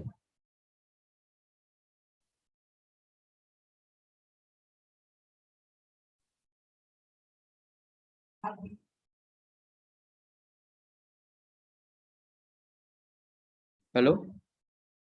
Oh, ini udah banyak jawaban. 0, 0. Oke, 0 ya. Oke, kita cukup set ini sama dengan 0. Maka kita sudah tetapkan syarat agar dua vektor ini saling tegak lurus. Oke, ini contohnya gimana? Misalkan, aku punya vektor A, nilainya sama dengan XI ditambah 8J. Terus aku punya vektor B, nilainya sama dengan 5XI ditambah 9J. Gitu. Berapa nilai X agar vektor A dan B itu saling tegak lurus? Caranya gimana? Dengan 0. Gimana? Vektor A didotkan dengan vektor B sama dengan 0. A dot B gitu ya. Sama dengan 0 ya. Kita dotkan A dan B. Caranya gimana, Mas? Dotkan A dan B. XI ditambah 8J dikali dengan 5XI tambah 9J. Cara ngedotkannya gimana? Kali pelangi, terus yang beda arahnya nanti 0 hasilnya, jadi diambil yang sama-sama komponennya di I atau di J. Jadi kita tinggal ambil yang tandanya sama, kita kalikan kan? Ya, jadi di sini 5x kuadrat, tandanya sama I dan I, J dan J kita kalikan juga, 72. Oke, berarti ini nggak bisa ya. Syarat agar vektor ini 0, maka 5x kuadrat harus sama dengan minus 72. Berarti tidak ada nilai x yang memenuhi. Ya nggak? Ya nggak? Kalau bilangan imajiner dia, Kak, Vektor imajiner tuh bagaimana, Mas? nggak tahu. Nggak bisa ya vektor imajiner. Misalnya, saya menarik benda dengan gaya 5I Newton. Kemana itu?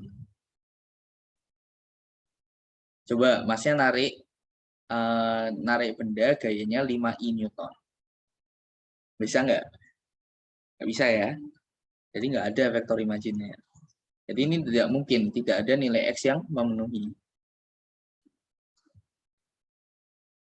Oke?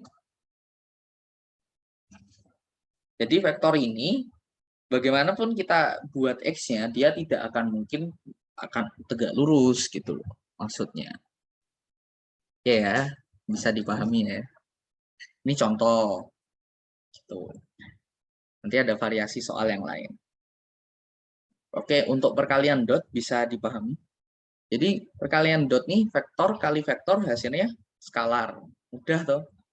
Vektor kali vektor hasilnya skalar. Ini enak sekali ini perkaliannya.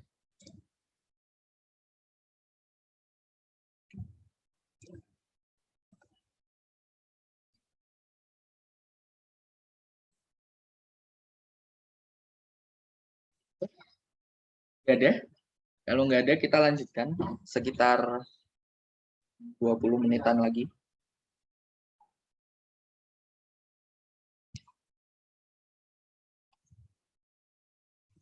Satu lagi adalah ini yang lebih rumit sedikit, itu namanya cross product.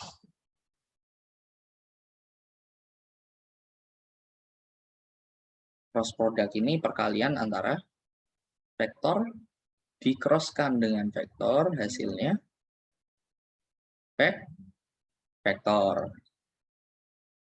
Gitu ya. Halo?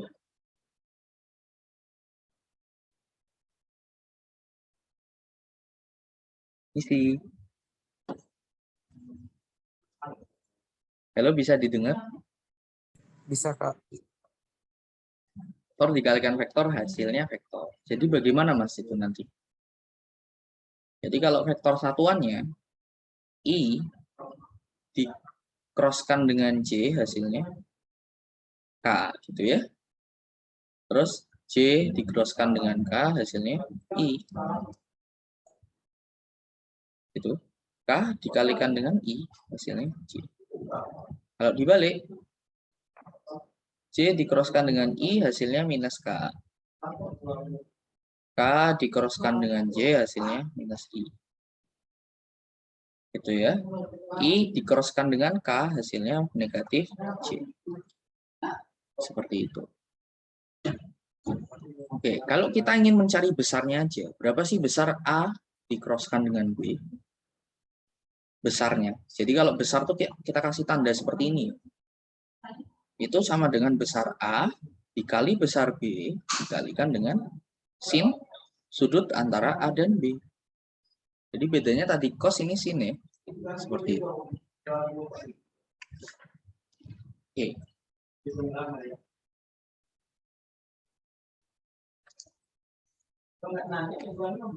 Jadi kalau dua vektor kita crosskan, itu sama aja kita mencari apa sih sebenarnya, Mas?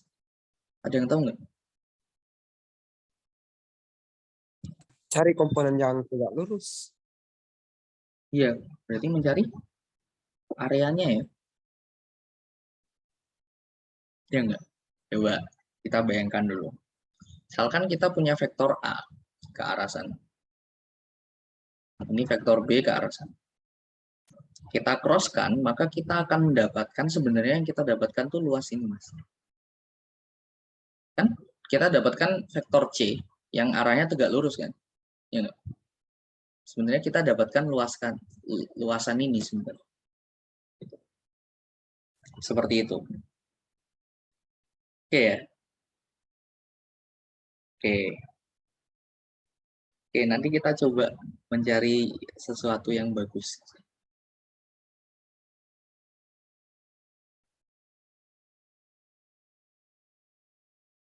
Kak, itu dapat yang luas dari mana?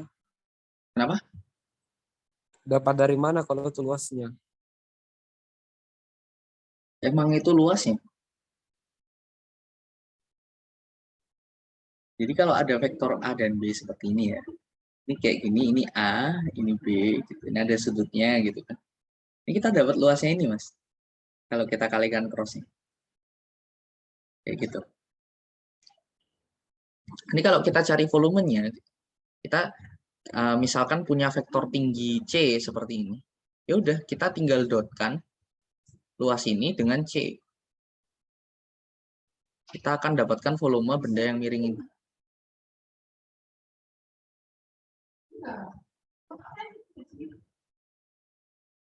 Nggak percaya? Oke, itu intermezzo aja. Oke, sebelum ke sana kita belajar dulu. Sebelum ke sana kita belajar dulu gimana caranya mengalihkan cross gitu ya, untuk tidak hanya untuk koordinat kartesian, tapi untuk koordinat yang lain juga. Caranya gimana? Oke, kita coba ya. Jadi metode yang paling senang aku gunakan adalah metode determinan ya. Jadi gimana? Misalkan kita punya vektor A.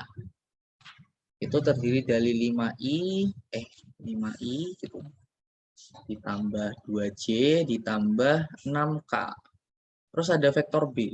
Terdiri dari 6i ditambah 3j ditambah 7k. Kita disuruh nyari vektor A cross B-nya itu sama dengan apa? Oke. Pertama-tama aku tuliskan A cross B gitu. Terus aku susun vektor ini dalam kotak seperti ini. Ini I, ini J, ini K. Oke, vektor A aku taruh yang atas. Jadi yang depan kita taruh yang baris kedua, yang belakang kita taruh baris ketiga. Jadi ini 5, 2, 6, 6, 3, 7. Nah, lalu kalau kita mau mencari komponen di arah I, kita akan tutup ini. Ini.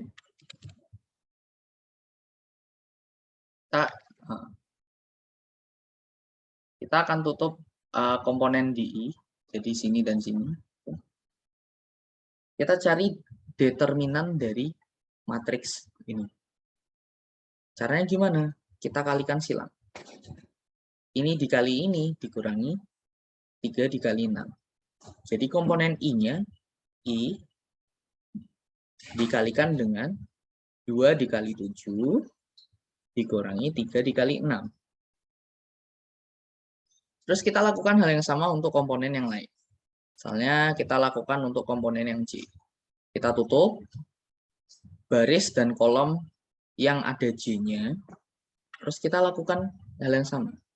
Cuma untuk komponen J kita tambahkan negatif. Negatif J, gitu ya. 5 dikali 7 dikurangi 6 dikali 6. Untuk yang K juga gitu. Jadi untuk yang K kita tutup gitu ya. Kita tutup K-nya seperti ini. Nah, kita lakukan hal yang sama. K, topi, sama dengan 5 dikali 3 dikurangi 6 dikali 2. Oke. Vektor A cross B-nya nanti kita akan temukan itu akan sama dengan 2 kali 7, 14 ya. Jadi I 14 dikurangi 18 dikurangi J 7 kali 5 35 dikurangi 36 ditambah K topi 15 dikurangi 12. Berarti hasil perkalian A cross B-nya sama dengan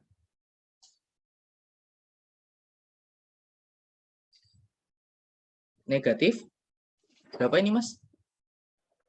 Negatif 4i ya? 4i plus J Ditambah J ditambah 3K. 3K. Oke. Untuk cara ini ada yang masih bingung?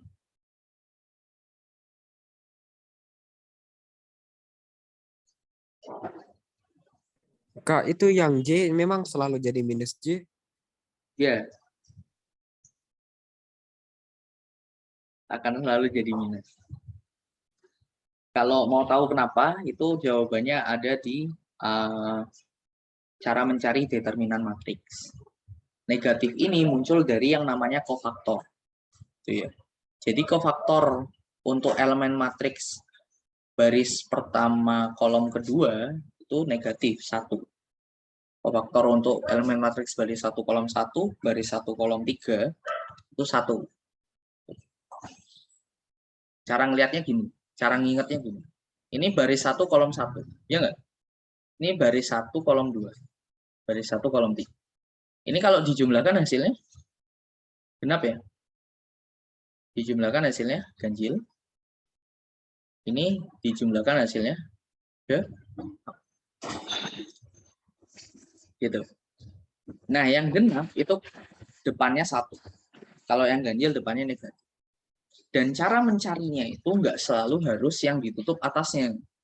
Kalau misalnya kalian bored gitu ya, atau bosen kalian nutup atasnya, kalian bisa mencari dengan menutup yang pinggir. Gitu. Misalnya, Kak, aku mau nyarinya seperti ini, Kak. Jadi aku tutup I di sini, gitu kan. Terus aku tutup baris keduanya, terus baris ketiganya. No problem. Hasilnya sama. Jadi habis itu kalian tutup bawahnya sini kan. Ini. Terus bawahnya lagi ditutup. No problem. Hasilnya sama. Gitu ya. Cuma nanti yang di depan bukan IJK, jadinya yang pertama I, yang kedua 5, yang ketiga 6. Kayak gitu. Bisa dipahami? Bisa, Kak. Halo? Oke.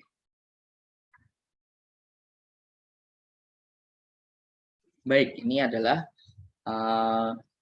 perkalian cross. Oke, satu lagi. Ini besarnya berapa? Kalau aku tanya besarnya, tinggal di kuadratkan terus diakar. Jadi 16 ditambah 1 ditambah 9 sama dengan akar 16 tambah 9, 25 ditambah 1, 26. Jadi besar dari A cross B ini 26, akar 26. Artinya apa? Luas bidang yang dibentuk dari vektor A dan B gitu. Itu 26. Akar 26 satuan luasnya.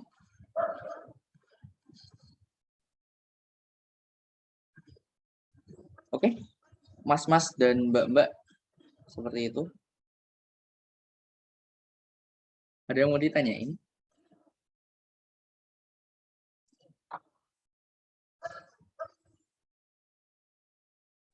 Nggak ada, Kak. Nggak ada. Oke. Itu adalah perkalian cross gitu ya. Nah, coba kita pikirkan gitu ya. Oke. Kayaknya nggak ada soal yang menarik juga sih. Nah, kalau kita punya 3 vektor, misalnya A sama dengan 9i ditambah 10j ditambah 5k. B sama dengan 7i ditambah 5j ditambah 6k. C sama dengan 5z atau 5k. Gimana cara kita mencari volume dari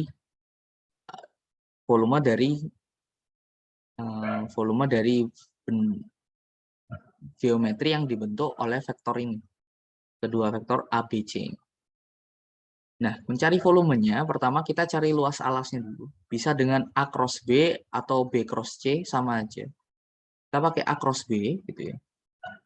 Terus kita dotkan A cross B ini dengan C. Nanti kita akan temukan volume benda yang melingkupinya. Volume benda yang dilingkupi 3 vektor.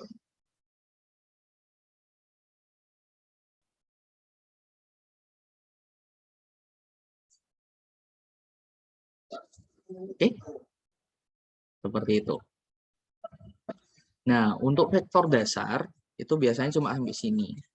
Oke, tapi aku tambahin, bagaimana kalau yang dikalikan tuh bukan I dan J, tapi misalnya kita pakai koordinat bola. Gitu.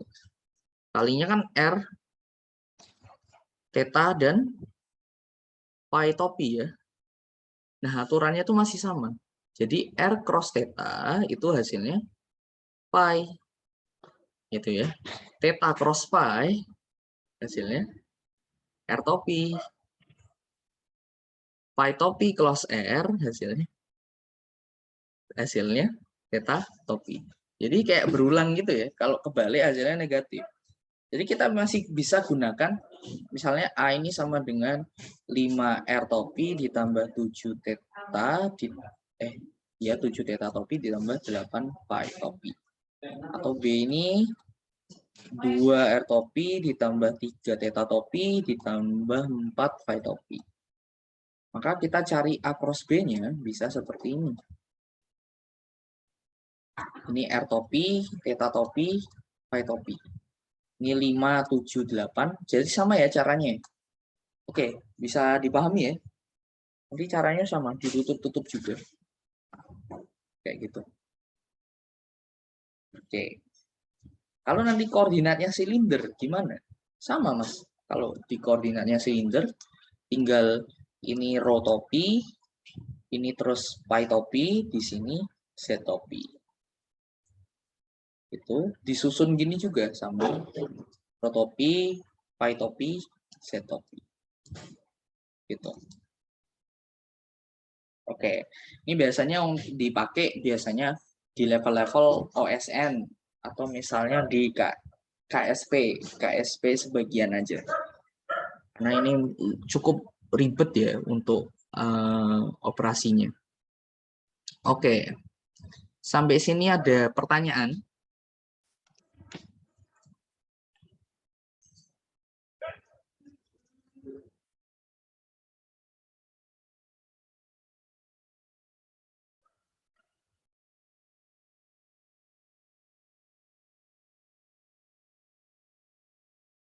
Ada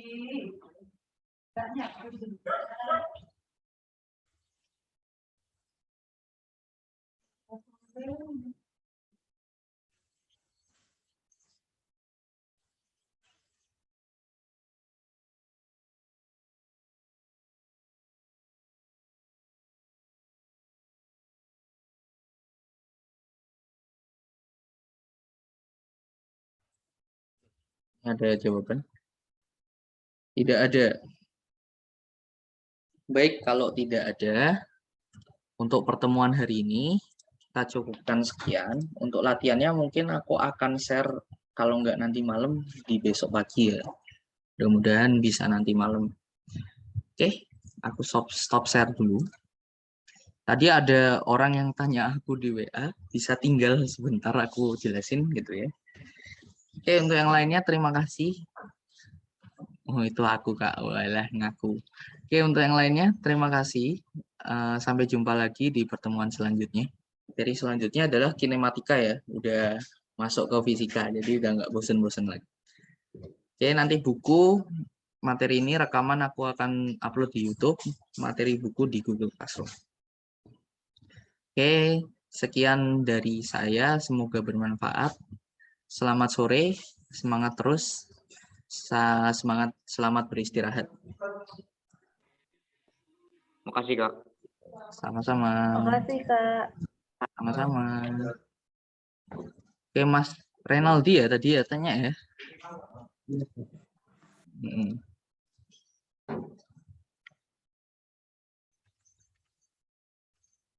Oke, Mas. Sebentar. Aku mungkin nggak jelasin itu ya. Aku jelaskan bentar aja. Maksudnya prinsipnya aja. Ini kan papan ya, Mas ya. Papan. Iya.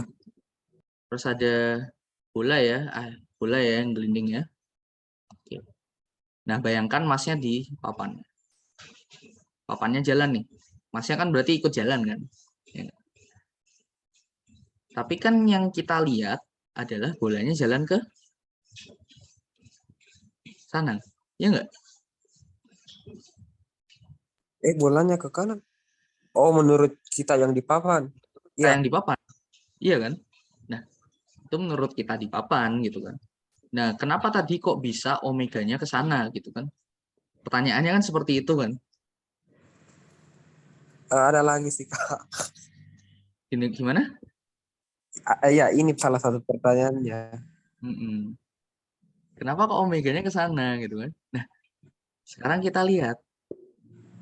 Sistemnya kan seperti ini ya, Mas ya. Ini ada bola, ini ada papan gitu. Papannya kita tarik. Berarti kan yang memperlambat papan ini adalah gaya gesek kan. Kalau kita gambarkan, kita isolasi sistemnya seperti itu. Kita gambarkan gayanya, ini ada gaya gesek ke belakang kan. Ya nggak? Iya. Karena ada gerak relatif antara papan dan bola.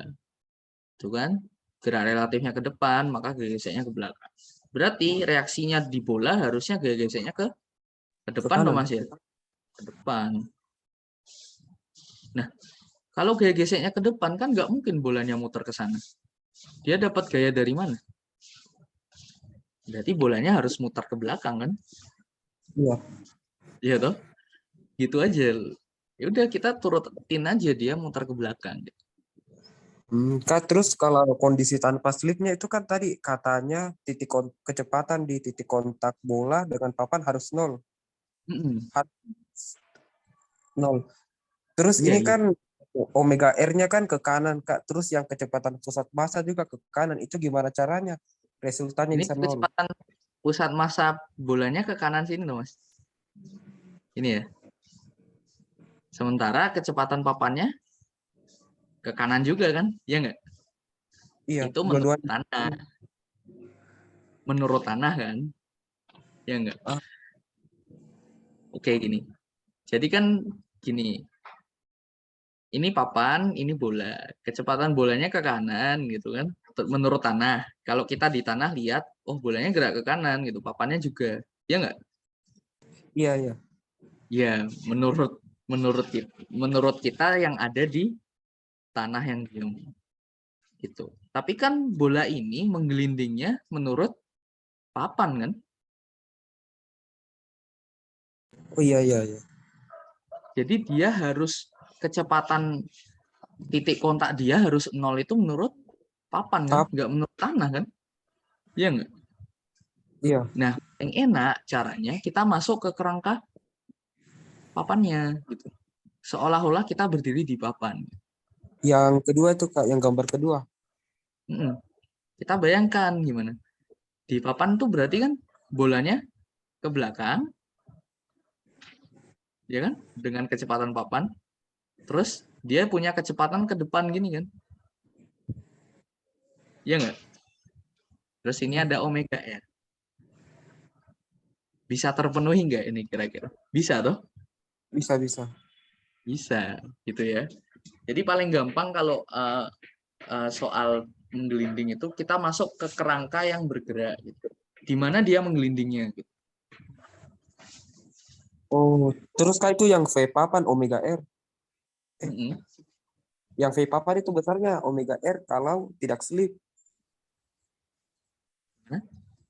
Kalau tidak slip maka V papan dikurangi VB sama dengan omega R. Ah iya iya iya, iya. Sorry, tadi itu Iya kan kalau terhadap tanah. Jadi terhadap papan itu kita kan kalau kita berdiri di papan, bola tuh seakan bergerak ke sana. Menurut papan tuh bola mundur terus gitu loh. Itu kira-kira kayak gitu. Kenapa Iya, kok iya. nggak bolanya maju? Kenapa kok nggak bisa bolanya maju? Kenapa kira-kira? Karena pengaruh perbedaan selisih kecepatannya. Ini kan gaya gesek ya. Berarti seberapa jadi perlambatan dari massa ini dikonvert ke rotasi dan translasi bolanya kan? Ya nggak? Kayak gitu. Kak, berarti ini soal papannya udah gerak terus ditaruh bola atau mula-mula dua-duanya gerak terus diberi percepatan mendadak ke papan sampai papan dapat V0. Kenapa? Ini soal berarti itu papannya udah gerak terus dikasih bola Kak, atau pertama ada papan terus bola terus dikasih kecepatan. Ini kayaknya dianggap bolanya udah di papan gitu kan. Terus tiba-tiba papannya punya kecepatan. Soalnya kalau bolanya dijatuhin nanti nggak kayak gini juga. Loh, iya. Coba bolanya dijatuhin. Berarti kan bolanya menghasilkan impuls vertikal kan, melambatkan itu. Seperti tumbukan dulu kan. Iya, iya. Beda lagi gitu ya. Oke, ini menarik sih konsepnya. Jadi kalau kita lihat di tanah, bola itu gerak ke depan, papan gerak ke depan gitu. Tapi semakin lama bola tuh semakin ke belakang gitu. Iya, Kak. Ya kan? Oke. Clear ya? Jadi yang tadi itu solusi yang terakhir gue kirim. Ya, Kak, Jadi makasih. Oke, jelas ya Mas ya? Kak. Ada lagi yang mau ditanyain? Udah enggak sih, Kak. Enggak ya? Oke. Ya nggak apa-apa, bagus kok. Latihan terus ya nanti. Oke, kalau gitu aku tutup. Terima kasih semuanya. Boleh meninggalkan duluan. Kalau enggak, aku end room-nya ya. Terima Mari, kasih, Kak. sama-sama.